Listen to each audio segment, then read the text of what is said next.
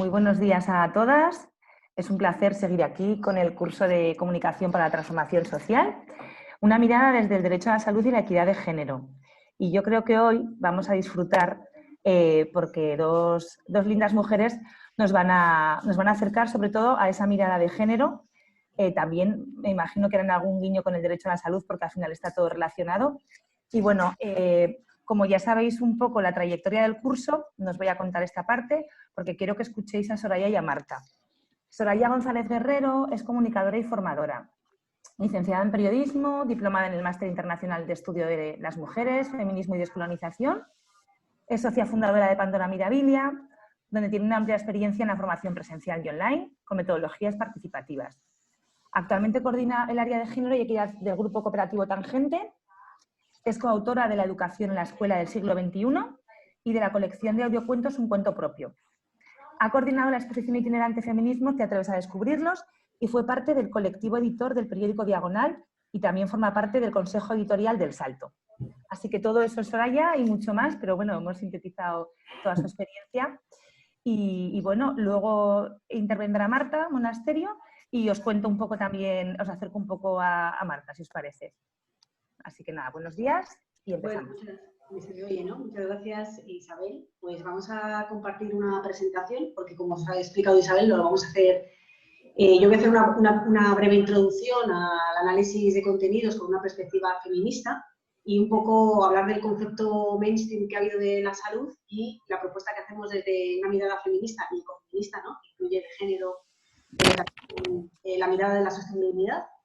Y luego vamos a hablaros de un caso concreto de la campaña de libres de contaminantes de pesticidas, en la que está libres de contaminantes hormonales, perdón, en la que está Marta Monasterio, en Ecologistas en Acción. Entonces, bueno, como que nos parece interesante hablar también de un caso práctico. Y luego lo que os invitamos es que todas las sugerencias, haremos algunas preguntas así retóricas para que las vayáis pensando y luego al final de las dos charlas, cuando acabemos yo y Marta, pues un debate con las preguntas y podéis usar el chat para ir escribiendo pues, preguntas que os ocurran, porque pues hay una persona que va a estar recogiendo todas las aportaciones. Compartir la pantalla. Y nada, lo primero, voy a hablar de una introducción al análisis feminista de la información. Nosotras llevamos ya pues, muchísimos años, ¿no? como poniéndonos las gafas violetas, ¿no? a la hora de analizar el discurso informativo, que hoy la información pues, ha cambiado bastante, ¿no? Y no solo están los medios escritos, o sea que el mundo digital ha cambiado y ha revolucionado el panorama, y las redes sociales y quién produce la información, pues es como un ecosistema ahora muy, muy diverso, pero hay unas formas de tratar la información que sí, que se vienen repitiendo, aunque ha habido desplazamientos, hay cosas que cambian, pero hay cosas que permanecen. Y lo primero que siempre decimos en nuestros talleres es que no es, bueno, sobre todo la gente que estáis estudiando en periodismo, esta máxima de la objetividad y de la neutralidad, pues es un mito, no existe, y detrás de cualquier información, de cualquier contenido, de cualquier tweet, de cualquier imagen que compartimos por WhatsApp, siempre hay una mirada y siempre hay un relato, ¿no? O sea, estamos comunicando a través de diferentes cuestiones, ¿no? Y por eso nosotras siempre decimos que nos posicionamos en un periodismo situado en los feminismos, ¿no? Porque además, y en los ecofeminismos, ¿no? Sobre todo en este momento de crisis y de emergencia sanitaria, de emergencia climática, pues no podemos no afectarnos con lo que está ocurriendo, y entonces hay que comunicar desde ese enfoque, ¿no? Sobre todo si queremos transitar a un mundo que sea vivible, ¿no? Y pues eso, siempre partimos de que todo lo que decimos comunica algo, y aquí os ponía dos ejemplos de dos portadas, ¿no? Con el 8 de marzo, ¿no? Pues claro, cada medio tiene su línea editorial y evidentemente la portada es como un poco la línea editorial que nos presenta el medio, y aquí fijaros dos relatos diferentes de contar el 8 de marzo, ¿no? Si nos fijamos en la portada del ABC, bueno, pues para empezar, vemos un salto cualitativo en el relato de hace a lo mejor 10 años a ahora, ¿no? Porque hace 10 años, 8 de marzo, no era para nada portada. Pero a día de hoy, afortunadamente, el feminismo es mainstream y tiene una incidencia, está en la agenda mediática, pero a la hora de relatar cómo es ese movimiento feminista, pues nos encontramos diferencias En el ABC, pues fijaros, ¿no? Pues ya solo el que coloquen a una mujer con un hombre que la está como colocando la ropa, ¿no? Ya nos está dando una mirada, ¿no? Como, ¿no? Podríamos intuir, pues, la mujer en relación a los hombres. Luego, si nos fijamos en los textos que vienen abajo, ¿no? Pues también nos hablan de la igualdad en determinados ámbitos que estaban masculinizados, ¿no? Como que entiende el feminismo, sobre todo en referencia, pues, al ámbito militar, ¿no? O sea, nos está dando una idea de feminismo muy supeditado a los hombres, las mujeres conquistan la igualdad en ámbitos como el ejército, ¿no? Y luego nos encontramos la portada del Salto, que fijaros que aquí no aparece ningún rostro ni de mujer ni de hombre, aparece un puño, ¿no? La idea de un feminismo más combativo, de un feminismo más inclusivo. ¿Quién es el sujeto del feminismo, no? Pues aquí podría ser, pues evidentemente podemos decir, pues es una mano de mujer o de hombre, o de quién es esa mano, ¿no? Pero sin dejar de reconocer el papel de las mujeres en la lucha feminista, pues es una lucha que invita a más personas a sumarse en esa lucha y sobre todo la idea de que es un feminismo combativo o, por ejemplo, habla, nosotras paramos, ¿no? También desde dónde se habla desde un sujeto plural, un femenino, ¿no? Como formando parte de un periodismo que forma parte de esos movimientos sociales, no habla por ellos, sino que habla desde ellos. Entonces, voy a pasar a la siguiente diapositiva. Pues a la hora de mirar, de ver cómo hay una mirada o cómo todo comunica, pues desde qué se dice que es noticiable, que entra en la agenda mediática, qué va en portada, aunque hoy el concepto de portada ha cambiado bastante, ¿no? Qué está en destacado, qué está arriba en un periódico digital, qué es trending topic, ¿no? Pues esto es lo que nos dice qué forma parte de la agenda, ¿no? Y entonces esto por otro lado también las noticias aparecen en unas secciones, con unas etiquetas, con unos hashtags, porque también hay una jerarquización y una tematización de la información, ¿no? De hecho, generalmente, esta división sexual que se habla en el feminismo, ¿no? De los espacios privados y públicos, también ocurre en la información. Tenemos secciones y noticias que se consideran duras y otras secciones y otros contenidos que se consideran más blandos, ¿no? Y aquí os hago una pregunta para luego el debate, ¿no? ¿En qué ámbito pertenecería al ámbito de la salud, ¿no? Los temas relacionados con la salud entrarían parte de esos temas que se consideran duros, que van en portada, que se consideran que son importantes sacar grandes titulares y hacer un seguimiento, o son temas menores que van en secciones que tienen otro tipo de menor reconocimiento, ¿no? Por otro lado, también a la hora de qué espacio se le da a la información, ¿no? Si se le da más espacio, menos espacio, si lleva fotos, si se le hace un seguimiento, ¿no? Si es, por ejemplo, en el ABC a lo mejor podemos seguir al día siguiente mirando el periódico o en el mes de abril y a lo mejor ya no hay más noticias sobre el feminismo, ¿no? Pero realmente, y a lo mejor en otros periódicos que sí tienen una apuesta por una agenda feminista, pues ahí el seguimiento que se le da también nos está comunicando, ¿no? Esa apuesta que tiene, ¿no? Más allá de los días de... También la autoría, las fuentes, los testimonios, ¿no? No es lo mismo aparecer, bueno, pues quién firma la información, quiénes son las firmas de opinión, ¿no? En esos medios de comunicación, las fuentes expertas, ¿no? Cuando se habla, y también pues, para ir metiéndonos en el tema de salud, cuando se habla de salud, cuáles son las fuentes expertas, quiénes son los testimonios, ¿no? Si esos testimonios, ¿no? Son vivenciales o hablan como expertos, ¿no? Porque ahí sí que nos encontramos en los análisis que hacemos que las mujeres generalmente aparecen como, más como para contar su vivencia, pero no como fuentes de autoridad y de experiencia, ¿no? Y aquí podemos pues reflexionar ahora con el momento de COVID que estamos viviendo, ¿no? Pues quiénes son las fuentes expertas a la hora de hablar. Quizás sí que ha habido un avance, ¿no? Y vemos más mujeres médicas, porque es un sector feminizado, que han tenido acceso, ¿no? Han tenido más reconocimiento, pero que en general nos encontramos siempre una brecha de género. También el tono, el enfoque, ¿no? Con qué tono y con qué enfoque se tratan los temas, ¿no? No todos los temas tienen el mismo tono, o cuando las protagonistas son mujeres, o cuando el protagonista es el movimiento feminista, ¿no? Con qué tono o con qué enfoque se le está haciendo tratamiento. Y por último, el lenguaje, que es muy importante, ¿no? Cómo nombramos las cosas, si somos un lenguaje inclusivo.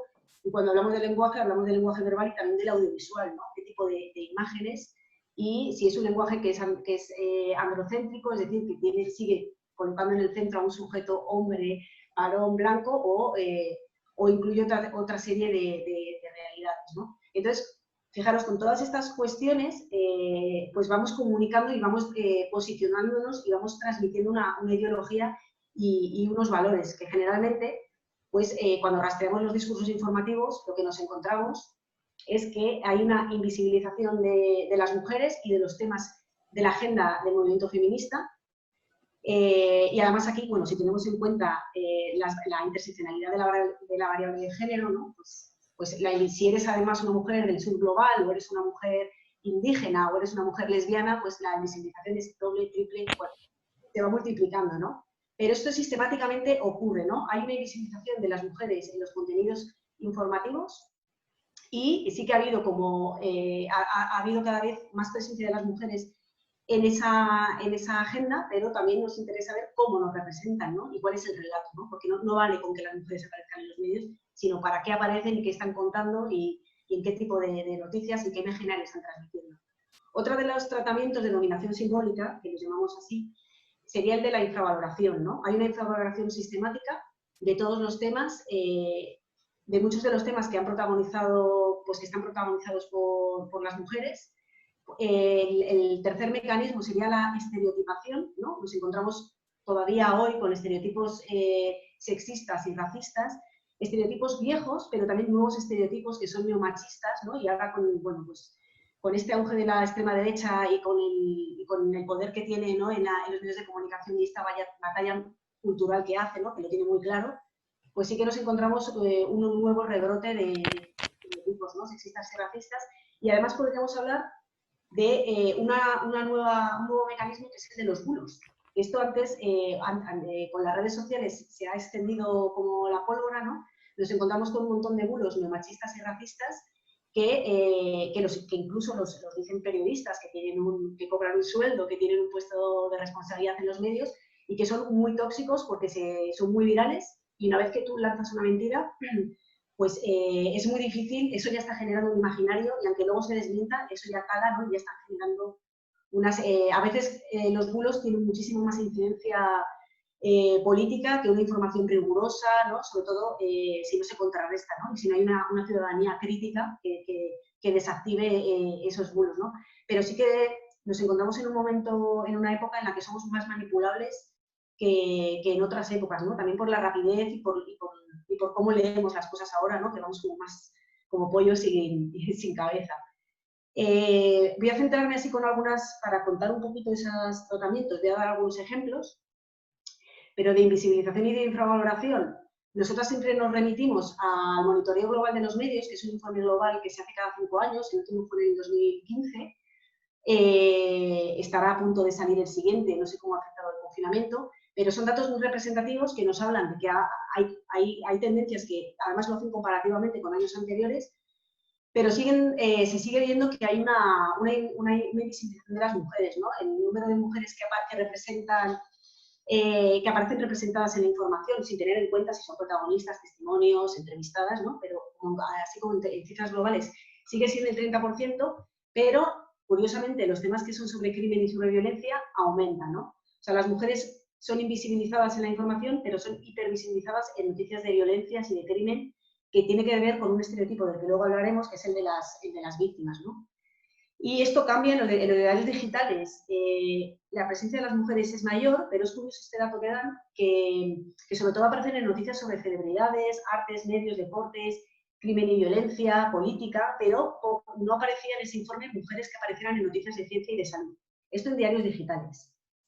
Y, bueno, el masculino genérico, como decía, el lenguaje, pues es la primera forma de invisibilizar a las mujeres, ¿no? O sea, que si seguimos diciendo los médicos y no hablamos de que también hay médicas, pues estamos creando un imaginario y una proyección donde el referente es un hombre, ¿no?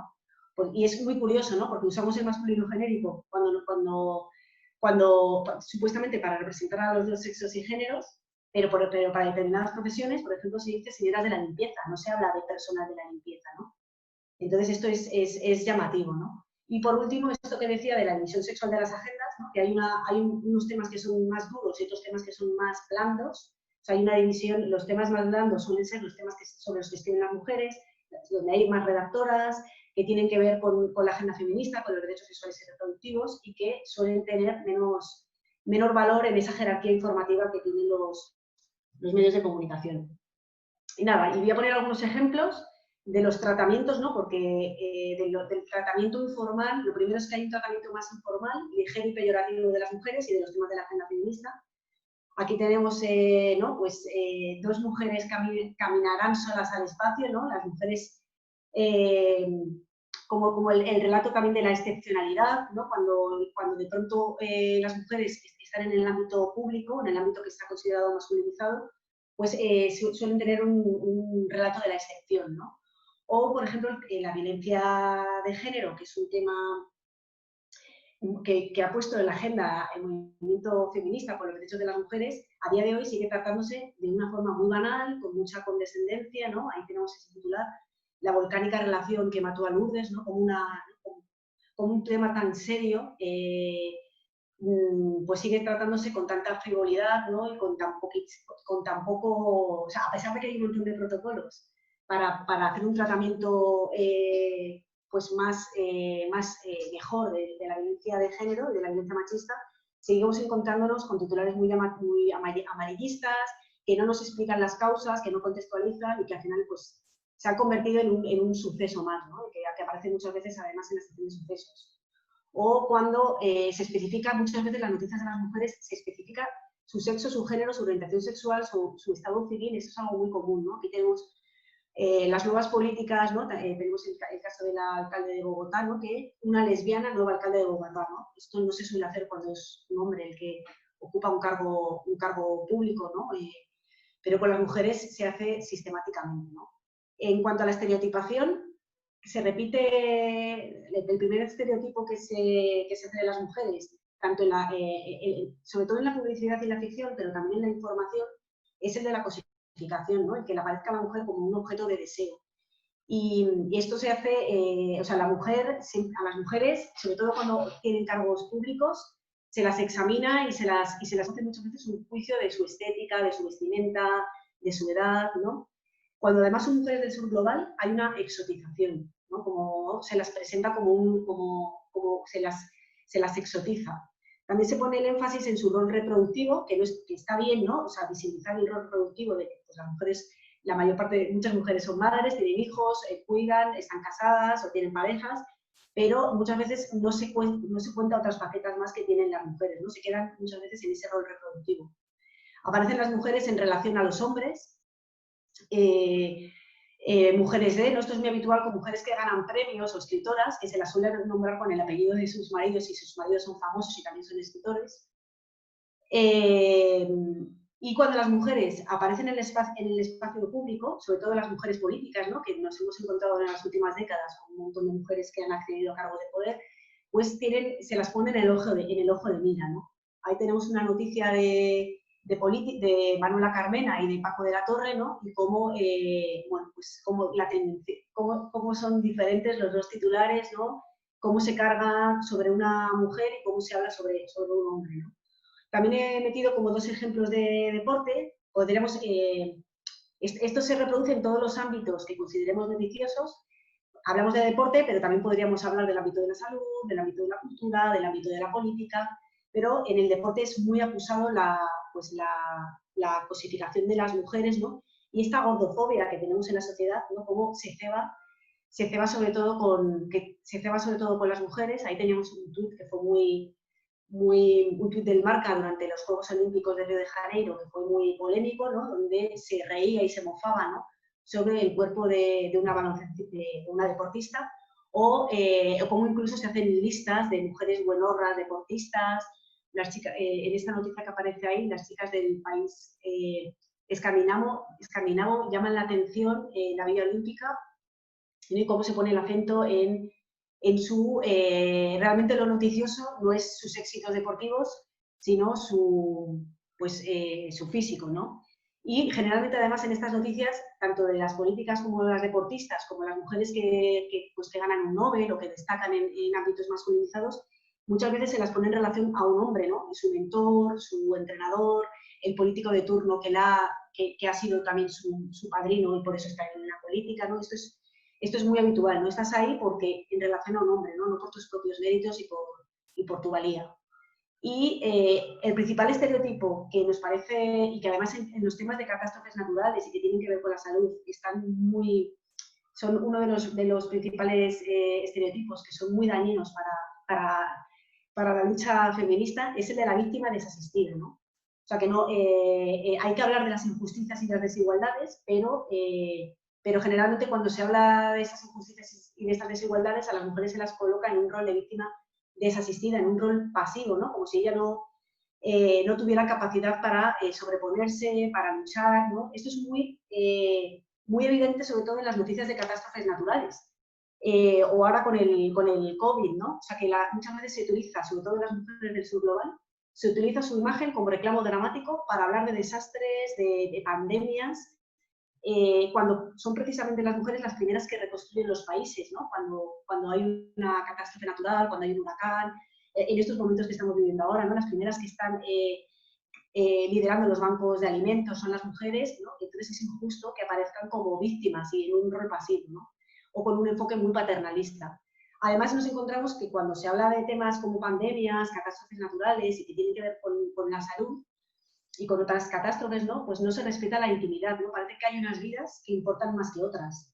Y tenemos pues esta imagen de esta mujer de Sudán que dice en el pie de foto, como tantas sudanesas del sur, esta anciana sufre de inanición, ¿no? O sea, esta foto de esta mujer que tiene la boca manchada, que se le anotan los huesos, ¿no? Que está con la vida perdida, ¿no? No nos imaginamos una imagen así de alguien que está sufriendo, bueno, pues de alguien de un país del norte global, ¿no? Que también ahora, por ejemplo, que estamos viviendo la pandemia en nuestras carnes, en los países del norte, estas imágenes donde no se respeta la intimidad de las víctimas no tiene cabida, ¿no?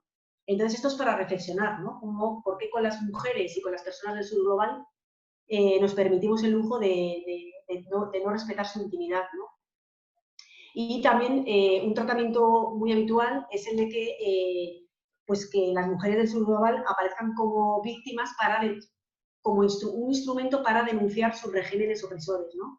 O sea, las mujeres musulmanas y las mujeres musulmanas precisamente aparecen en los medios de comunicación solo cuando se habla del velo, por ejemplo aquí en el Estado español, pues noticias que tienen que ver con conflictos con el velo o con noticias que tienen que ver con violencias machistas o cuando cuando se habla de Afganistán, se habla de Palestina, ¿no? Pues muchas veces, sobre todo en los medios más mainstream, se utiliza para hablar de cómo están oprimidas por sus países, ¿no? Creando como un nuevo relato, además, ¿no? De que existe una mujer oprimida que está en el sur global o que está en otras culturas frente a una mujer liberada en igualdad de condiciones que está en las sociedades occidentales, ¿no? Esto es un nuevo mito que se está generando. Entonces, bueno, para terminar sobre estos tratamientos, sí que ha habido desplazamientos, pero nos encontramos con nuevos mitos. El feminismo ya no es el patito feo, nos podemos encontrar portadas como esta que tenemos aquí de una revista de moda, ¿no? Donde habla del poder de las mujeres, aparece una mujer racializada, ¿no? O sea, esto antes era totalmente imposible que ocurriera, pero nos encontramos una serie de retos que no están superados, ¿no? Pues el mito de la superwoman, ¿no? Parece que las mujeres ahora no tenemos problemas, podemos teletrabajar en tiempos de confinamiento, cuidar a nuestros hijos, teletrabajar en nuestras casas, ¿no? Como que se borra, ¿no? Una serie de desigualdades que sigue habiendo. Y esto de poner unas mujeres libres versus unas mujeres oprimidas está generando un relato de estas mujeres oprimidas como muy homogéneo, ¿no? O sea, con muy pocos matices. Luego tampoco se habla de las cadenas globales de los cuidados, ¿no? De quién, ¿no? De las mujeres, esta nueva mujer empoderada que vive en sociedades igualitarias, pues a costa de qué, ¿no? Pues tiene una liberación, quién cuida en sus casas, quién está realizando todo eso, quién cuida a sus padres, ¿no? Si son dependientes. Entonces hay toda una serie de retos y otra serie de mitos que no podemos dejar de tener en cuenta. Y sobre los bulos, que sería otro tratamiento que yo creo que a día de hoy está a la orden del día y que hay que ver cómo se desactivan. Sobre la pandemia ha habido un montón de bulos, de hecho ha habido varios informes para desmentir todos esos bulos que se han dado. Han salido, bueno, pues desde teorías de la conspiración a terapias alternativas que te iban a curar, ¿no? O que te iban a prevenir del contagio. Y también ha habido una carga muy fuerte con el 8 de marzo, ¿no? O sea, ha habido noticias que eran falsas, como por ejemplo decir que Irene Montero borró sus tweets convocando el 8 de marzo, como un ejemplo, ¿no? que se han lanzado precisamente en un momento de emergencia y de vulnerabilidad, pues se aprovechan estos momentos de más vulnerabilidad para intoxicar y para manipular más a la sociedad, ¿no? Y sobre todo con una serie de bulos que son muy machistas y muy racistas, ¿no? Ha habido también muchas noticias falsas, noticias que a veces las han generado periodistas, pero las propias personas que hoy con las redes pues somos también generadores y productores de información. Ha habido muchas noticias de personas inmigrantes que huían de hospitales porque estaban contagiadas, ¿no? Y estos son, pues se han desmentido todas, no ha habido ninguna que fuera verdad. Y nada, simplemente os hago unas preguntas para el final de la intervención, que es que pensemos en qué sección o en qué categorías, en qué hashtag suelen aparecer los temas de salud, si son temas duros o blandos, o sea, si son temas que están reconocidos y les dan suficientemente el valor que tienen o no. O sea, ahora con la emergencia sanitaria sí que ha sido un tema que ha ocupado toda la información, ¿no? Que podríamos decir que la salud ha sido el tema por estrella, pero pensemos en muchos otros temas de salud, ¿no? Y antes de la pandemia, ¿no? O qué va a ocurrir cuando volvamos a esa nueva normalidad, cómo van a seguir tratándose estos temas de salud, ¿no? ¿Quiénes son las fuentes de autoridad en los temas de salud? ¿Qué temas de salud se abordan, ¿no? Y con qué enfoques? ¿Qué causas a la hora de hablar de salud? ¿Cuáles son las causas cuando se habla de una emergencia sanitaria? ¿Qué soluciones se dan? ¿O quién las padece? Y creo que voy un poquito mal de tiempo, así que voy a pasar, voy a pasar esto muy rápidamente. Nosotras proponemos hablar de un enfoque biopsicosocial de la salud que sea sensible al género y al medio ambiente. Y esto lo hablamos no solo con periodistas y comunicadores, sino con educadoras y educadores, con personal sanitario, ¿no? O sea, que a la hora de hablar de salud es importante tener un enfoque más integral que tenga en cuenta diferentes condicionantes, ¿no? Porque hasta finales de los 70 la salud se ha tratado con un enfoque muy restringido, vinculando a la salud a una ausencia de enfermedad, la salud como vinculada a mortalidad o ausencia de enfermedad, y esto desde el punto de vista de los derechos de las mujeres es peligroso, ¿no? Sobre todo si tenemos en cuenta que las mujeres tienen mayor calidad de vida en términos globales, parecería que las mujeres por vivir más pues tienen más salud, y esto es todo lo que es totalmente contrario, ¿no? Porque las mujeres viven más, pero viven con peor calidad de vida, tienen enfermedades crónicas, hay toda una morbilidad invisible, ¿no? Entonces, ya a finales de los 70, la Organización Mundial de la Salud hizo una campaña que era Salud para todos y para todas, que hablaba de que no se trata de vivir más, sino que se trata de vivir mejor. Y hablaba de 5 condicionantes, ¿no? Para este enfoque, que eran los factores biológicos, los factores biológicos, los estilos que puede ser, por ejemplo, tener una malformación genética o tener más estrógenos, los estilos de vida, si tienes una vida más sedentaria, si tienes una vida más activa o más comunitaria, ¿no? Cómo todo eso influye en tu bienestar y en tu salud.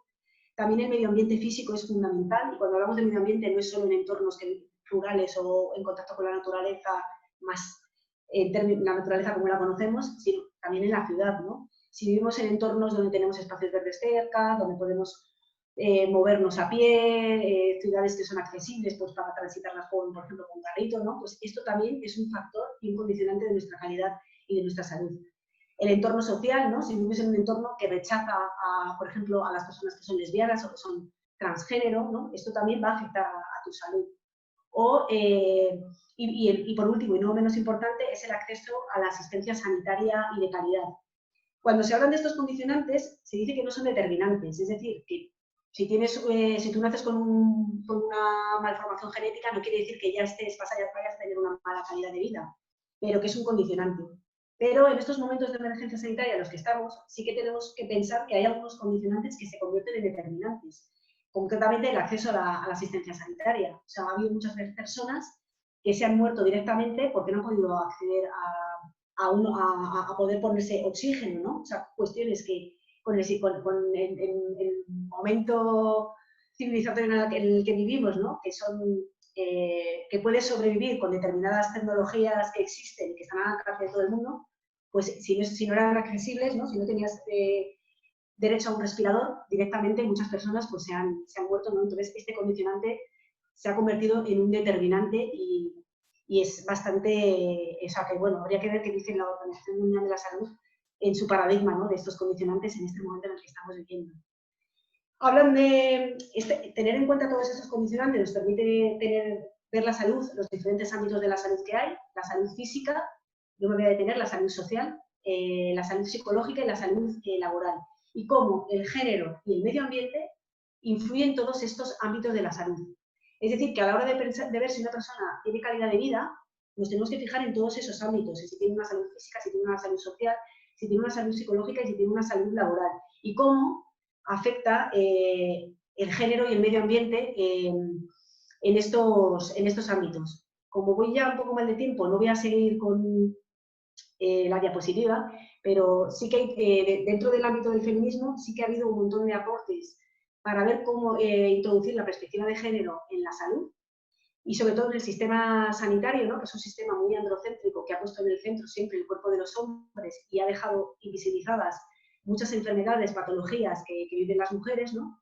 Entonces hablan de la ciencia de la morbilidad diferencial, ¿no?, de tener en cuenta las diferencias biológicas y psicológicas y sobre todo las diferencias en los roles de género que existen entre mujeres y hombres a la hora de hablar de la salud, y esto sobre todo a la hora de hablar pues de la emergencia sanitaria es algo que tiene que estar sobre la mesa. Voy a dar, me quedo con la presentación cortada porque me he detenido más de la cuenta, pero si queréis dejamos para el final una diapositiva que había preparado, que era cómo analizamos o cómo entendemos la COVID-19 desde un enfoque ecofeminista, ¿no?, teniendo en cuenta los condicionantes ambientales, sociales, ¿no? O sea, que a la hora de ver las causas y sobre todo a la hora de ver las consecuencias, tenemos que tener en cuenta esa mirada, sobre todo si queremos, pues de cara a nuevos rebrotes o a nuevas pandemias, si no tenemos en cuenta esta mirada con todos los condicionantes de la salud, pues no vamos a tener políticas públicas acertadas. Y ahí los medios de comunicación y la comunicación tienen un papel también muy importante, ¿no?, para ir introduciendo ese enfoque multidimensional y ecofeminista de la salud.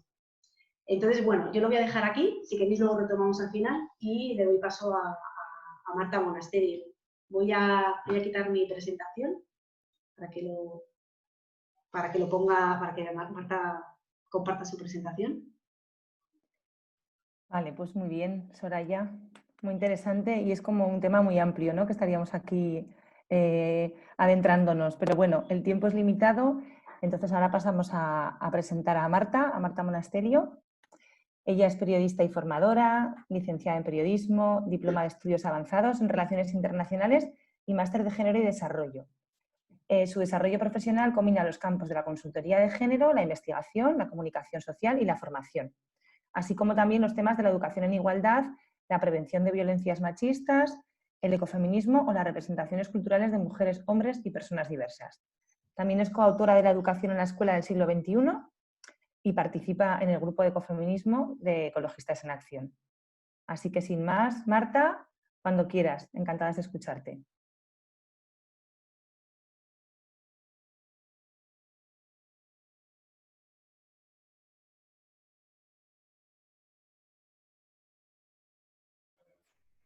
Marta, tienes el micrófono apagado. Sí, lo tenía. Es que ahora. Al compartir pantalla no encontraba luego dónde podía cambiar el micrófono. Perdón. Bueno, pues buenos días a todas. Encantada.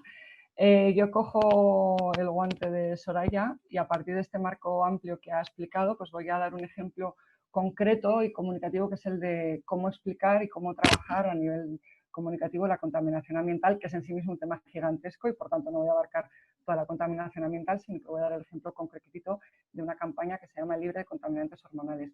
Antes de seguir, sí me gustaría saber cuánto tiempo tengo, porque marcaba unos tiempos, entonces no sé si tengo 10 minutos, 15 o 20, para saber lo que me enrollo o no me enrollo en cada punto. Entonces no sé si me lo podéis decir, Laura.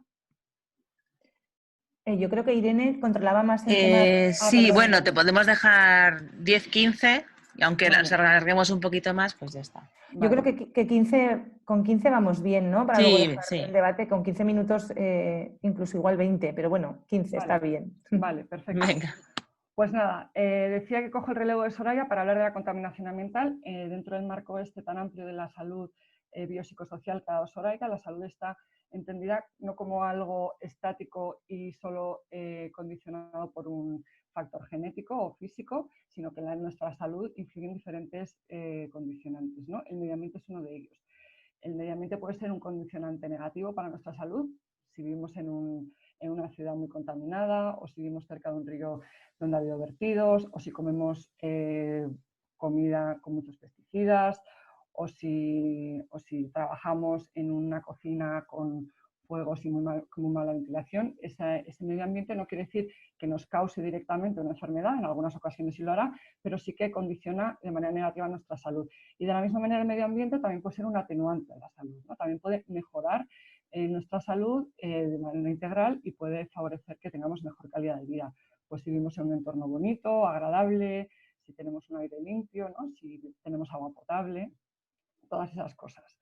El medio ambiente sí quiero aclarar que lo entendemos de una forma amplia. El medio ambiente no es solo el aire limpio o el agua o los bosques que tenemos cerca, sino que el medio ambiente también es el suelo, también es los alimentos, también todo lo que nos llevamos a los medicamentos, también son la ropa que usamos, los utensilios y los artículos con los que estamos en contacto todos los días, ¿no? Entonces, esa mirada del medio ambiente es muy importante porque a la hora de hablar de contaminación tenemos que ver la contaminación no es solo en el aire, aunque es algo súper importante hablar de la contaminación atmosférica, sino que también hablamos de contaminación en muchas otras cosas con las que el ser humano día a día estamos interaccionando, ¿no? Vale, entonces dicho esto, si hablamos un poco de cómo el medio ambiente influye en nuestra salud y lo queremos hacer además desde una mirada de género o feminista, no podemos olvidarnos de rescatar, para empezar, a las mujeres, a las pioneras del movimiento ambientalista y a las mujeres que han pensado, han escrito, han teorizado, han investigado sobre estos temas, ¿no?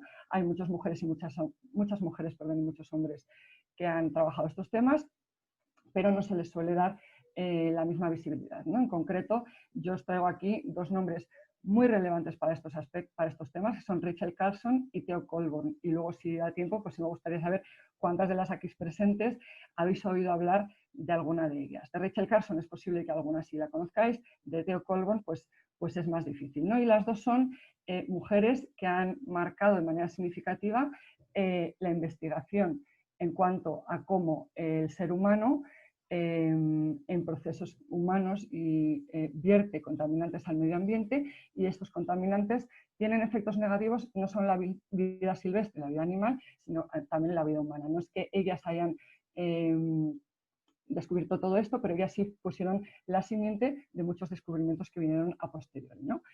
Antes de seguir, puntos en común que hemos visto de Rachel Carson y de Theo Colborn, así en espacios feministas cuando hemos reflexionado sobre ellas, pues serían varios, ¿no? Aunque no han sido coetáneas y aunque no han trabajado juntas, sí hemos visto que bueno, pues son dos mujeres, ya he dicho, que han tenido un enorme impacto en el mundo científico y en el mundo ecologista y sin embargo no son reconocidas como tal, que además de la poca visibilización y el poco reconocimiento también fueron denostadas, ¿no? Y atacadas en su día.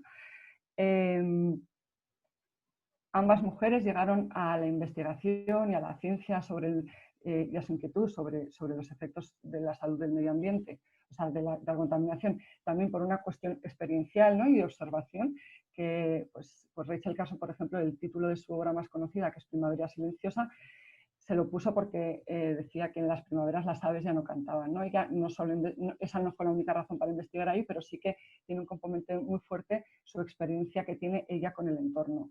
Y Theo Colborn llegó al ecologismo ya pasados los 50 años, cuando a la biología, y su primera experiencia se relata en su biografía, que fue cuando hubo unos vertidos de carbón en un río local donde vivía y vio cómo la gente se empezó a enfermar y luego se demostró que eso era producto de la contaminación a los ríos, ¿no? Bueno, es una anécdota el cómo se llega a esta experiencia, que yo creo que sí que tiene relevancia. Cuando estudias el ecofeminismo, los movimientos ecofeministas de cualquier parte del mundo, que se han dado a lo largo de más de 40 años, se ve que esta experiencia y esta interrelación muy directa que tienen las mujeres con el entorno marca muchas veces su activismo, ¿no? Tanto si es para defender un bosque, como si es para defender y exigir la reubicación de un complejo urbanístico porque se ve que está contaminado y está teniendo afecciones a la salud de las familias, ¿no? Por último, una de las características comunes que vemos en estas mujeres es que son tremendamente divulgativas. Y esto es interesante en el tema que nos ocupa aquí, que es cómo dar una visión comunicativa de estos temas, ¿no? Tanto Rachel Carson como Theo Colborn hicieron un esfuerzo muy grande en traducir estos temas que son muy difíciles y muy complejos y muy inaccesibles, pues a la población, ¿no? Para que se entendiera y para que también se despertara la alarma sobre los temas. Y es algo que rescataré al final porque es importante tenerlo en cuenta, ¿no? A la hora de comunicar sobre estos temas, cómo lo traducimos, cómo lo hacemos accesible, ¿no? Cómo hacemos que realmente haya preocupación social sobre esto, ¿no? Como de Rachel Carson, para no enrollarme mucho, bueno, mencionaros que Primavera Silenciosa es el texto más importante de Rachel Carson. Ella estudió sobre todo el DDT. El DDT es un pesticida, un tóxico que se utiliza en agricultura para combatir las plagas.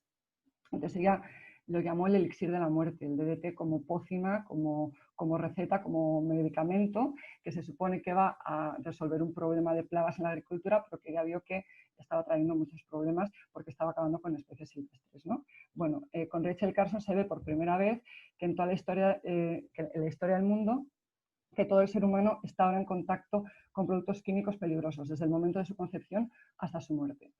Como curiosidad, Rachel Carson se murió 2 años después a causa de cáncer y no fue testigo de todo el impacto que tuvo su obra, ¿no? Porque se dice que fue el inicio del ambientalismo, del ecologismo social, de los estudios que empezaron a comprobar el impacto que tenía la actividad humana sobre el medio ambiente y sobre la salud de las personas. Bien, ella observó los pesticidas y además también vio que los pesticidas tenían muchos componentes cancerígenos. Hoy en día, bueno, pues esto se ha avanzado muchísimo, ¿no? Tenemos muchísima información sobre cómo hay sustancias tóxicas que perjudican nuestra salud, tanto los alimentos como los productos que estamos en contacto a diario, como la contaminación del aire, del agua, los residuos tóxicos. Nos sobra información sobre estos temas. Otra cosa es que la población los manejemos, que sepamos cómo evitarlos o que las políticos, instituciones públicas, administraciones, pues se hagan cargo de esto, ¿no? Que ese es el meollo de la cuestión. Si vamos a Theo Colborn fue una mujer que trabajó el tema de los disruptores hormonales. Ella, su principal aportación fue que logró un consenso, no es que no se hubiera estudiado hasta que ella fue una mujer, era una farmacéutica convertida con 58 años a bióloga, y su mayor aportación fue lograr el consenso científico en torno a los disruptores endocrinos o contaminantes hormonales. Los voy a utilizar de manera sinónima, ¿vale? Hasta entonces sí se había visto como había algunos tóxicos que sí que alteraban sistemas endocrinos o reproductivos de algunas especies, pero no se había visto, no se había llegado a un consenso y se había analizado cómo había unos tóxicos que tienen unas cualidades disruptoras hormonales que afectaban de manera global a muchas especies, incluidas el ser humano, ¿no? Y entonces, bueno, ese fue el gran logro de Theo Colborn de unir a científicos, científicas y conseguir ese consenso que no fue nada sencillo, ¿no? Entonces, bueno, ¿qué es esto de los contaminantes hormonales? Y me voy a detener aquí porque aunque ya digo que la contaminación ambiental es enorme y podríamos hablar de muchos tipos de contaminación, yo voy a centrarme en este como un ejemplito, ¿vale? Para ver cómo se podría comunicar. Pues los disruptores hormonales son compuestos introducidos en el medio ambiente por la actividad humana, capaces de interferir en el sistema endocrino de animales, de peces, de fauna y de personas humanas. El sistema hormonal es el responsable del cuerpo, de la mensajería química, ¿no? Del cuerpo. Los contaminantes hormonales están relacionados, esto está probadísimo, científicamente probado, aunque no se hable mucho de esto, pues están relacionados con problemas de infertilidad, con problemas reproductivos, de obesidad, de diabetes, enfermedades del corazón, con cánceres. A ver, es que mi pantallita la estoy aquí. Con cánceres hormonodependientes, es decir, con esos cánceres que están relacionados con el sistema hormonal, como el cáncer de mama, el cáncer de próstata, el cáncer testicular.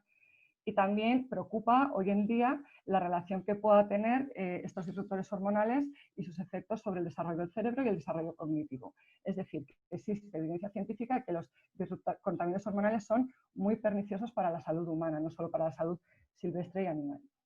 Además, los contaminantes hormonales tienen unas características que no me voy a extender mucho, pero se podrían resumir en que pueden actuar a bajas dosis, no hace falta una exposición muy grande a los contaminantes hormonales. El impacto no es inmediato, no quiere decir que si yo ahora tengo una exposición a contaminantes hormonales, mañana vaya a estar enferma, sino que muchas veces se ven a lo largo de los años y que se habla del efecto cóctel, ¿no? Hay contaminantes hormonales diferentes que a bajas sustancias a lo mejor uno de ellos no te hace efecto, pero combinados entre sí sí lo hace. También se ha visto cómo los contaminantes hormonales pues, afectan de manera negativa en algunas épocas del crecimiento especiales, ¿no? El embarazo es un momento especialmente sensible y esto habrá que rescatarlo ahora cuando hablemos de cómo mirar desde una perspectiva de género este tema. La infancia y la adolescencia, que son momentos donde el sistema hormonal pues, se activa especialmente, pues son momentos de especial vulnerabilidad para estos contaminantes y estos tóxicos. ¿Dónde se encuentran los contaminantes hormonales? ¿No? Porque tienen un palabra muy raro y no sabemos realmente qué son. Bueno, pues se encuentran, la primera vía de entrada en nuestros cuerpos es por la alimentación. La alimentación no orgánica, la agricultura convencional, utiliza muchísimos pesticidas que son tóxicos, que ya he dicho que se utilizan para matar las plagas, ¿no? Para aumentar el rendimiento de los cultivos.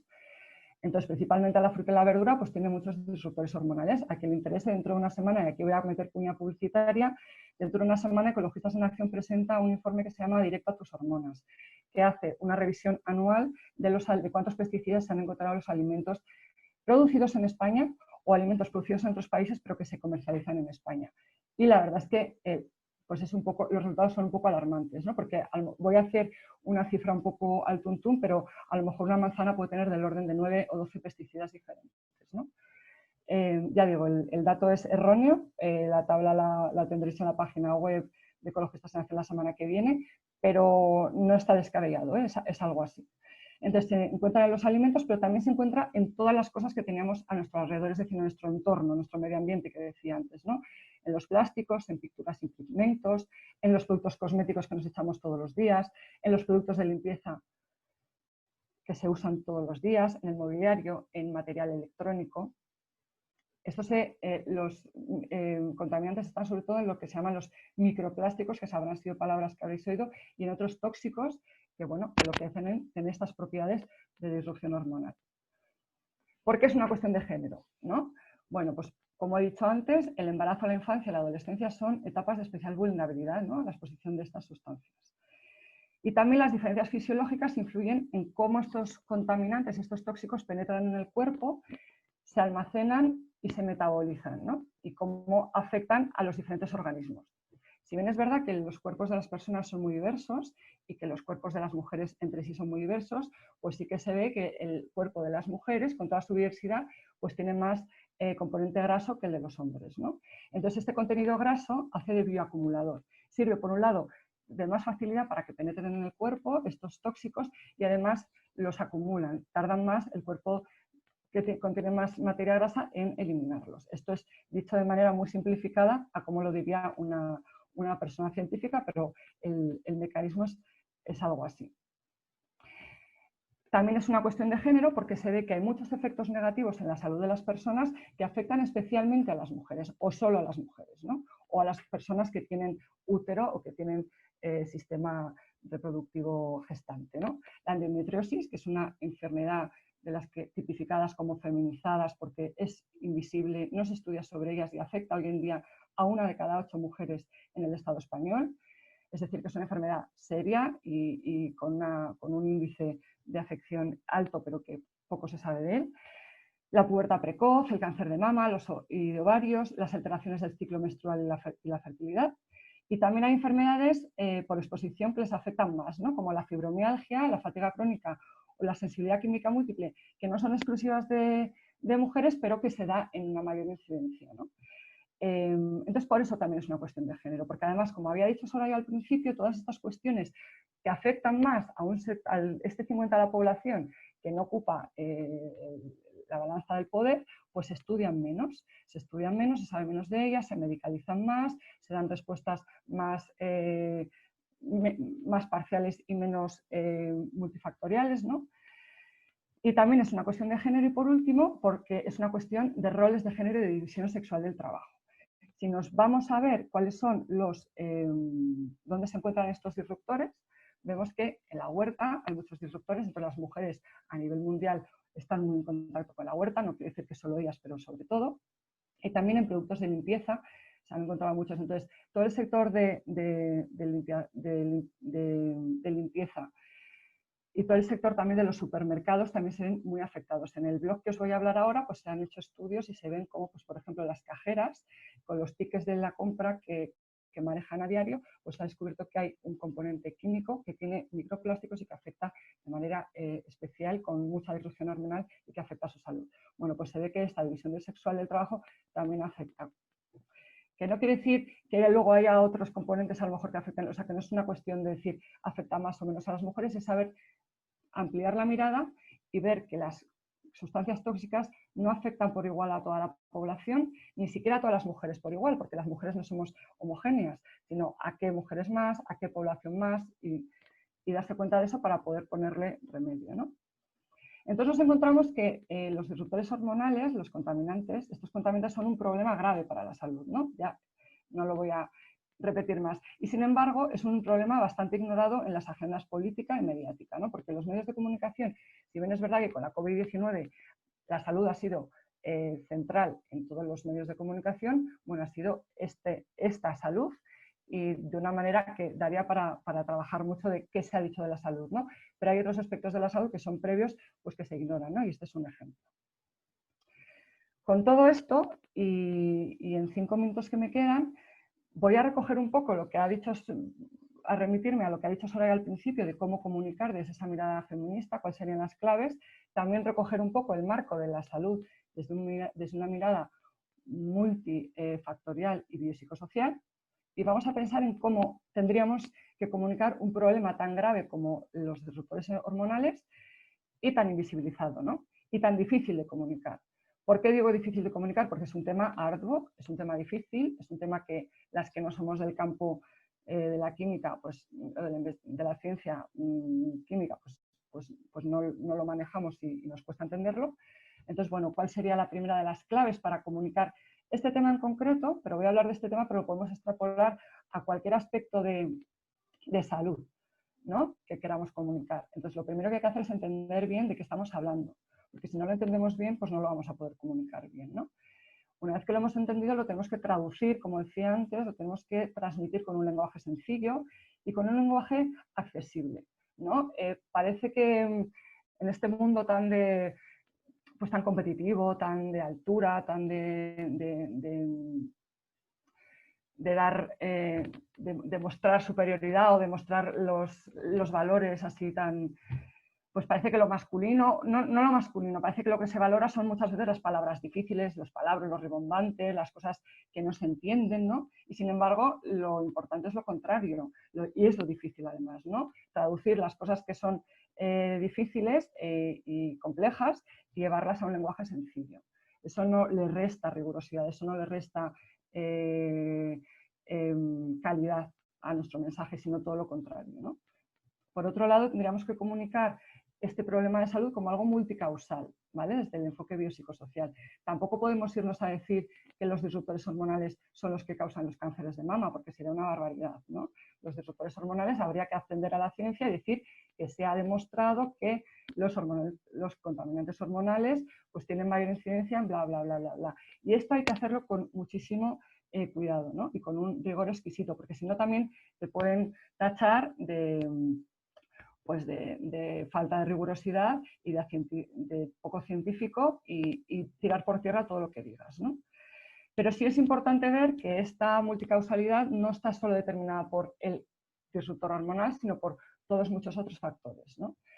Las condiciones de vida que tengas, tu sexo, tus condiciones físicas, no sé, la calidad del aire donde vivas, etcétera, etcétera, ¿no? Por otro lado, al hablar de este tema de salud, igual que cualquier otro, pues tenemos que tener en cuenta el enfoque de género desde una mirada interseccional. Y aquí ya no me voy a entretener porque creo que lo hemos dicho varias veces, ¿no? Si hay dudas, pues luego lo explicamos y lo matizamos. También deberíamos hacerlo desde un enfoque empoderador. Y aquí sí vuelvo a lo que había dicho Soraya, que lo ha explicado estupendamente. Bueno, pues aquí se puede concretar. Como vemos, las mujeres y sobre todo también las personas de Sur Global, mujeres y otras personas de Sur Global, siempre se las victimiza, ¿no? Cuando hay algo malo que comunicar, pues las personas salen como sujetos pasivos. Bueno, pues con esto se podría hacer lo mismo, pues hay que intentar no hacerlo. A las personas que sufren Todas las personas somos susceptibles de sufrir de disruptores hormonales, pero es verdad que hay algunas que lo padecen más que otras, pues esas personas no habría que mostrarlas de manera pasiva y de manera dramática, sino todo lo contrario, habría que mostrarlas como fuentes de la información, como personas que tienen algo que decir en su situación de salud, como personas que tienen mucho que aportar, porque si por ejemplo vamos a la fibromialgia, ¿no? Que es una enfermedad muy invisible y que tiene una enorme multicausalidad, ¿no? Pues hay asociaciones de fibromialgia, hay personas que llevan mucho tiempo trabajando y que tienen muchas aportaciones que hacer sobre cómo tratar estas noticias, sobre cómo evitar estas enfermedades y cómo tratar esas enfermedades, ¿no? Entonces hay que visibilizar a los referentes y hay que visibilizar también a las expertas, a las científicas que están trabajando en esto y que saben mucho, ¿no? Y también hay que dar alternativas, ¿no? O sea, muchas veces en estos temas de salud vemos que es muy difícil contarlo porque es muy demoledor. O sea, si tú estás todo el rato diciendo las cosas malas que pasan, que son muy graves y muy preocupantes, pues es demoledor. Entonces, también a la vez que decimos lo malo, tenemos que ofrecer alternativas, tanto individuales y personales que podemos hacer las personas de nuestro día a día, como alternativas colectivas, ¿no? Y también alternativas para exigir responsabilidades a las administraciones públicas, a las instituciones públicas, ¿no? Que son donde realmente tiene que haber los cambios gordos y donde de verdad se tiene que comprometer para proteger nuestro derecho a la salud. Bueno, como penúltimo clave, pues he puesto tener en cuenta todas las claves generales que ha expuesto Soraya al principio, ¿no? Y por último, habría que combinar todo esto, como si fuera fácil, hacerlo de manera atractiva y divulgativa. Por eso a mí me ha gustado nombrar al principio a Rachel Carson y a Theo Colborn, porque sus libros, por ejemplo, levantan pasiones, son libros accesibles y que más o menos se entienden. Entonces, bueno, pues cuando hablemos de salud, tenemos que hacerlo que se entienda, que sea divulgativo, que no tenga el amarillismo y que combine, ¿no? Pues hay que saber, por lo menos en la campaña que os voy a presentar ahora, pues a veces combinamos la denuncia con la propuesta, con temas más serios, a veces le damos un toque un poco más de peligro para llamar la atención, a veces combinamos con el humor, o sea, no es algo sencillo, ¿no? Es un tema que es difícil de comunicar, que además, si lo llegas a entender en su totalidad, es un tema que preocupa mucho, pero bueno, hay que conseguir conseguir que genere preocupación social, pero que no genere inmovilidad, ¿no? Que no genere una sensación de angustia y de no podemos hacer nada, sino todo lo contrario, que genere una sensación de, bueno, esto vamos a darle la vuelta, vamos a tomar cartas en el asunto de manera individual y vamos sobre todo a exigir que esto se cambie. Entonces, así muy brevemente y en 2 minutos os presento esta campaña que se llama Libres de contaminantes hormonales. Les la voy a poner un segundito, el blog está aquí. Pues no lo tengo, pensaba que lo tenía. A ver. Pues no, segundito. Bueno, no lo tengo. Si queréis, mientras vamos hablando, para no perder tiempo, ahora os la pongo en la web, simplemente os iba a enseñar la estética que tenía. Tiene una estética amable, tiene una estética que intenta jugar con mensajes modernos, accesibles, adaptados a una página web. O sea, bueno, eso es como que hay muchas personas que sois periodistas y comunicadoras, pues no me voy a enrollar en eso, ¿no? Pero tiene que ser como algo atractivo, algo divulgativo, pero algo también riguroso. Y bueno, en el que combinen a veces un poco de mensajes audiovisuales con consejos individuales. Por ejemplo, cómo limpiar tu casa para no levantar polvo, porque se ha visto que el polvo tiene microplásticos. O cómo hacer tu ensalada de verano y dónde puedes elegir verduras y que no tengan pesticidas, etcétera, etcétera. Que esos consejos individuales nos parecen muy interesantes, pero sobre todo, y recalco, donde tiene que venir el cambio es en lo colectivo y en lo institucional. Y para eso, en este blog, también lo que hacemos es llamar mucho a la movilización y denunciar, ¿no? Lo poco que nos están protegiendo, porque es el deber de las instituciones públicas proteger a la ciudadanía. Y entonces, pues hay recogidas de firmas, hay campañas, pues por ejemplo, Stop Glifosato, ¿no? Hay una campaña ahora en marcha para firmar y que se prohíba el glifosato, que en algunos sitios ya se ha prohibido, pero no en todos. Entonces, pues para recoger firmas y que se prohíban los pesticidas en la agricultura. Ese es solo un ejemplo, ¿no? Entonces, bueno, ahora si queréis yo ya paro para poder tener tiempo del debate coloquio y ahora voy buscando la página y os la pongo un momentín para que la veáis. Nada más por mi parte. Pues, a ver, ¿se oye? Voy a leer, habíamos ido, Marta, mientras hablabas. lanzando algunas preguntas y una de las preguntas que hacíamos era pues cómo se ha comunicado la emergencia sanitaria, ¿no? ¿Qué enfoque, si ha tenido un enfoque multidimensional del que estamos hablando, qué presencia han tenido las mujeres?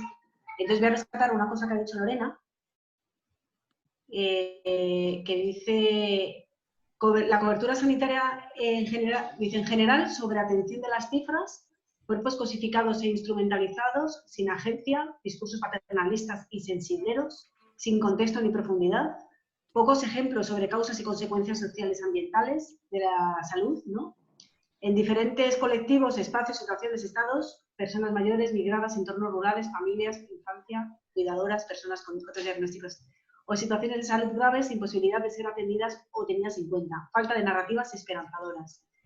Pues muy interesante, ¿no? Esto que comenta Lorena y sobre todo la falta, que yo creo que el blog de la campaña que ha presentado Marta que, es muy narrativas para movilizar, ¿no? Que creo que en estos momentos en los que estamos es cómo comunicamos para movilizar a la sociedad, ¿no? Que nos están pasando muchas cosas. Estamos en un momento en el que puede haber muchos pasos hacia atrás, entonces es súper fundamental empoderar y no culpabilizar, ¿no? Porque, por ejemplo, con el tema de la emergencia sanitaria, pues se ha culpabilizado mucho a los virus, ¿no? Y que esto es justo lo contrario del enfoque ecofeminista. O sea, el decir que la culpa la tiene un murciélago, aparte de que es una mirada muy antropocéntrica, ¿no? Y muy de desprecio de los animales y de los bichos, pues nos impide, es como esto a nivel educativo y a nivel de sociedad, nos impide entender que somos un ecosistema y que somos interdependientes, ¿no? Que los virus están ahí y que lo que tenemos que tener son sociedades biodiversas, ¿no? Que regulen, que sean capaces de regular las pandemias, los virus, los hongos, ¿no? O sea, que como que es verdad, y coincido contigo, Laura, que no se está dando un enfoque multidimensional de las causas de la pandemia, ¿no? Y a veces sí que se echan los balones fuera o se echa la culpa a que se están haciendo, pues se utiliza mucho para criticar a los gobiernos, para decir que no se están haciendo bien las cosas, pero las causas, ¿no? El modelo global que tenemos de transporte de mercancías y de personas, que es lo principal que favorece el contagio, pues si no atendemos a las causas más graves que han favorecido y que tienen que ver mucho con lo medioambiental, no vamos a poder prevenir futuras pandemias ni rebrotes. Y no sé qué más iba a decir, que digo un sonido por ahí. ¿No? Y luego el tema de género es súper interesante también, y de clase, ¿no? A la hora de analizar la crisis sanitaria en la que estamos, pues eso, cómo afecta el hecho de que vivas en un barrio, ¿no? La exposición, por ejemplo, la exposición a contaminantes químicos o, ¿no? a micropartículas de suspensión en el aire que se genera por el biodiesel, pues han hecho estudios que dicen que las personas que viven en barrios que tienen más exposición a estos contaminantes del aire, pues han tenido muchas más patologías previas y han tenido muchas veces, han sido pacientes muy graves cuando no deberían haber sido, ¿no? Entonces, no es casual que haya habido mucho más víctimas mortales en la población afroamericana en Estados Unidos que de la población blanca, ¿no? O que haya habido muchos más casos de contagio aquí en Madrid, en Puente de Vallecas, donde la gente vive hacinada, donde hay mucho mercado informal, que tienes que salir a trabajar a la calle, que en el barrio del distrito de Salamanca, a lo mejor, ¿no? Que es un distrito más con otra clase social, ¿no? Entonces, bueno, no sé si hay alguna, tampoco me quiero enrollar, ¿no? Pero que es fundamental el enfoque que aporta el ecofeminismo, ¿no? De tener una mirada multidimensional del género, del medio ambiente, tanto para entender las causas como para articular respuestas, es que si no se hace así, pues no vamos a tener respuestas que atajen el problema, ¿no? No sé si queréis comentar alguna. Por aquí decían en el chat que no conocían, algunas sí que conocían a las divulgadoras de la contaminación que ha dicho Marta, a Teo y Rachel, pero otras no la conocían. Y nada, son ya las 12:10. No sé si Irene quieres decir algo. No, bueno, yo estaba para recoger las preguntas, así que sí. Perdona. Sí, nada, yo añadir también a lo que estáis diciendo, que es súper interesante, que como desde Farmamundi tenemos la suerte de tener también la mirada de otras realidades y otros países, ¿no? Y la COVID es algo que nos ha unido para bien y para mal, ha sido algo mundial. Entonces, bueno, pues que a través de los medios de comunicación el sesgo de información que hay, ¿no? Porque no tiene nada que ver la realidad de la República Democrática del Congo después de una ébola que ni siquiera tienen agua potable en muchos sitios para poder hacer la higiene. Entonces, como pues eso, es como esa parte de sesgo, ¿no? Habéis hablado del androcentrismo y también de la parte europea de toda la información, cuando la COVID ha sido algo que ha sido mundial. Entonces, bueno, de nuevo nos damos cuenta de la mirada panorámica tan chiquitita que tenemos muchas veces a la hora de analizar pues toda la información. Sí, es muy interesante lo que decíais de que se han centrado mucho en las cifras y a veces parecía que era como un partido de fútbol, ¿no? O sea, que era como una competición en países, a ver quién tiene más contagios.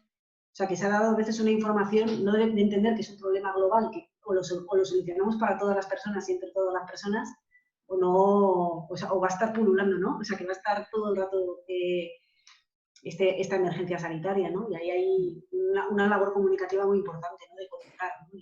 Claro, y luego el reto que hay también para el periodismo y para comunicar, que lo cuantitativo, como dices, ¿no? Las cifras es como que tú hablas de un porcentaje o de un número y eso nadie te lo cuestiona, ¿no? Sin embargo, lo cualitativo, lo más sutil, esto es mucho más difícil de convencer que tiene el mismo valor o más. O sea, es como que impera siempre lo cuantitativo y ante eso como que no puedes hacer nada, ¿no? Entonces te das cuenta, leí un artículo, pues eso, que la mayoría de información, sobre todo de la pandemia, lo que estáis diciendo es todo cifras, cifras, cifras, muertes, cifras, contagios. Entonces nos centramos, la información se centra mayoritariamente ahí, en esa parte. Pues Marta tenía una pregunta, Marta Maella. Sí, hola a todas. Muchas gracias por las exposiciones, me han parecido súper interesantes las dos. Y una de las cosas que yo estoy pensando últimamente, yo no soy periodista, pero sí que trabajo en el sector de las ONGs, de desarrollo, y es el tema de los bulos, ¿no? Ahora, por ejemplo, me está gustando mucho, yo en la pandemia me metía en el Twitter y es que acababa devastada, es que era horrible, es que ya, y entonces ha salido una nueva cuenta que es muy chula, ¿no? De No le des casito, que va haciendo con mucha pedagogía, ¿no? De cómo no entrar en los discursos, ¿no? Porque si tú te pones a replicar a tal, es que no vas a conseguir más que darle visibilidad. Entonces yo no sé si tenéis como algún apunte, como en plan de estrategia, ¿no? Por un lado, no hacer más visibilidad a ese tipo de bulos, que es que pasa en todo y en la pandemia lo mismo, ¿no? Como esas noticias que no hay detrás una evidencia científica, o sea, es que ahora estoy mezclando cosas, ¿no? Pero por no darle relevancia a estas cosas que van a atacar, porque yo creo que es como cuando tocas las emociones de la gente, tienes mucha más repercusión, hay personas que no van detrás del titular, pero a la vez no, o sea, de alguna manera hay que contestar, ¿no? ¿Cómo se puede poner en valor otro discurso más razonable, pero sin dar relevancia? Y esto me lleva también al tema de los disruptores hormonales, que es que me parece súper interesante todo lo que habéis contado. Yo por experiencia de salud ya lo tengo claro desde hace mucho tiempo y me sigo preguntando porque no se habla más de eso, pero es que mucha gente también diría, es que eso es un bulo, ¿no? Como, es que es mejor comer ecológico ya, pero eso es un bulo, no sé si me explico, como que hay cosas que sí que tienen una evidencia detrás, pero como no tienen ese acompañamiento desde la agenda mediática, incluso desde la agenda sanitaria, porque es que pocos médicos te van a decir qué son los disruptores hormonales y cómo prevenirlos. Entonces, resumo, por un lado, cómo atajar esos bulos más creados a mala leche, ¿no? Y también, por otro lado, cómo estas cosas que quizá todavía no están en la agenda por los motivos que habéis comentado, cómo demostrar que realmente son verdad, ¿no? Y no son bulos. Yo la primera pregunta, creo que hay un lema que es Don't feed the troll, que es fundamental. Creo que no hay que conversar con los bulos. O sea, que creo que tenemos que generar nuestra propia agenda y si ellos marcan la agenda, estamos siguiéndoles, ¿no? Si hacen una manifestación con caceroladas y banderas, o sea, que pueden ser bulos en las redes, pero también pueden ser cosas en las calles y creo que no tenemos que estar respondiendo porque nos quita nuestra energía y no nos deja tener nuestra agencia propia. Evidentemente, la gente que tiene responsabilidad, que es médica, que tiene un cargo en un medio y que crea un bulo, hay que denunciarlos. O sea, yo creo que hay que usar las herramientas legales y hay que criminalizarles a ellos por ser unos criminales y decir mentiras, ¿no? y cometer un delito de odio, pero creo que no hay que alimentarles y creo que hay que, sobre todo cuando de pronto te pasan un vídeo, ¿no? Si tú lo abres, le estás dando más visitas y es lo que quieren. O sea, que quieren tener más notoriedad, entonces es caso, o sea, lo que tú has dicho, ningún casito, ¿no? Y a lo nuestro. Y al otro, no sé si Marta, ¿qué es? Sí, pues, o sea, yo por completar lo primero que ha dicho Soraya, que estoy muy de acuerdo, también hay un canal en Telegram, que por cierto es abierto y que os podéis sumar, que trabaja en esto, que se llama Café Levadura, que que trabajan mucho cómo dar respuesta en redes sociales a los bulos y al discurso de odio y la extrema derecha en término amplio, ¿no? Y una de las cosas que decían es que no hay que responder a las barbaridades que dicen. Si dicen las personas inmigrantes son unas criminales, no hay que decir no, las personas inmigrantes no son criminales, porque entonces ya les estás dando voz y ya estás siendo un altavoz de su discurso. Lo que hay que hacer es generar otros discursos paralelos sobre las personas migrantes, pero aparte de eso, no salir a responder cada vez que dicen algo y no entrar en sus mismos argumentos contraargumentando. Yo creo que es algo muy difícil porque nos hierve la sangre, ¿no? Y a veces decimos, ¿es que hay que responder a esto? Pues al parecer, según esta gente, que es la que está trabajando más en esto, pues dicen que en lugar de contraargumentar eso, lo que hay que hacer es generar imaginarios paralelos y decir, por otro lado, noticias, pues este colectivo de personas migrantes ha hecho no sé qué, o sea, como otro imaginario diferente, ¿no? Eso como por completar esa parte. Y sobre cómo hacer que cosas de tanto peso y tanta importancia y tanta evidencia científica no se tache de bulos y no se tache de alas locas o ya estáis otra vez, pues es que es muy difícil.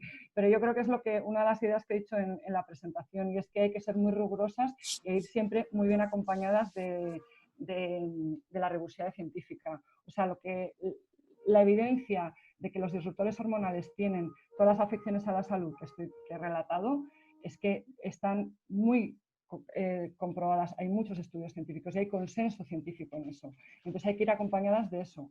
Otra cosa también, yo creo que hay que darle una pensada es que solo, igual que decís que solo repetir los datos, yo creo que solo repetir argumentos científicos y técnicos tampoco engancha, tampoco genera sensibilidad ni alarma social.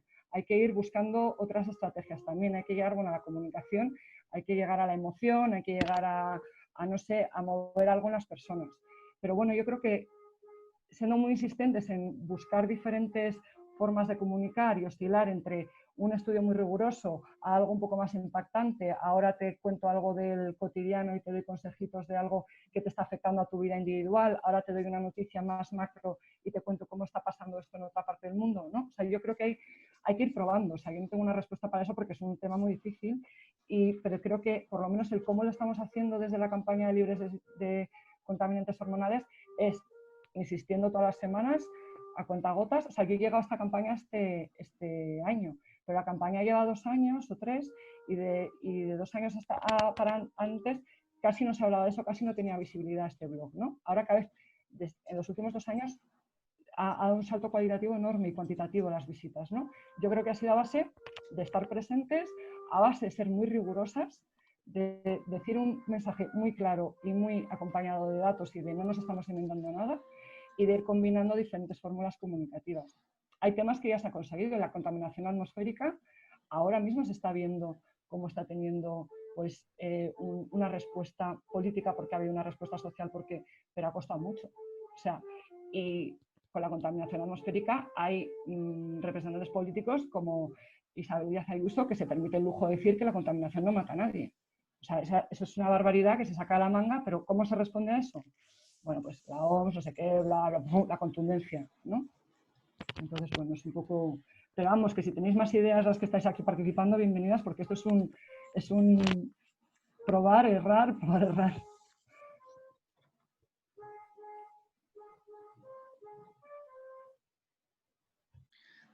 Pues ahora mismo no hay más preguntas. Yo creo que ya como son las 12:20 hemos exprimido un montón a Marta y a Soraya, así que si os parece podemos ir terminando.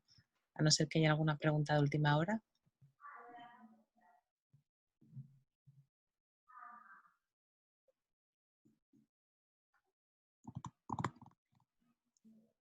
Vale, bueno, pues si os parece cerramos la conferencia por hoy. Ya es la última del curso.